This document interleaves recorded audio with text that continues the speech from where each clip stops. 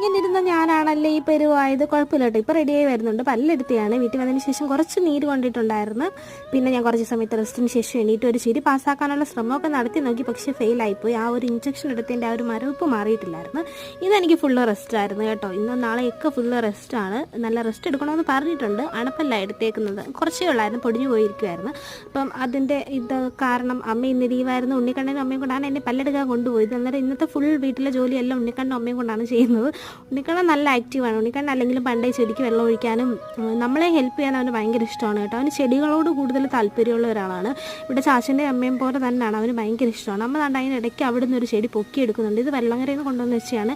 ചെടിയുടെ പേരൊന്നും അറിയത്തില്ല കേട്ടോ, പക്ഷെ ഇത് നന്നായിട്ടങ്ങ് വളർന്ന് ഒരുപാടായി. അത് പിന്നെ നമ്മൾ ഒരു ഒതുങ്ങിയ സ്ഥലത്ത് വെച്ച് കൊടുത്തിട്ടുണ്ട്. നമുക്ക് ഒരുപാട് ചെടിയുണ്ട്, പക്ഷെ അതൊന്നും അതിൻ്റേതായ രീതിയിൽ വെക്കാനുള്ള വലിയ സ്ഥലവും ഇല്ല. പക്ഷെ എന്നാലും നമ്മളെ കൊണ്ട് പറ്റുന്ന രീതിയിൽ മെയിൻറ്റെയിൻ ചെയ്ത് പോകുന്നുണ്ടല്ല. അപ്പോൾ ഇത്രയൊക്കെയുള്ളൂ.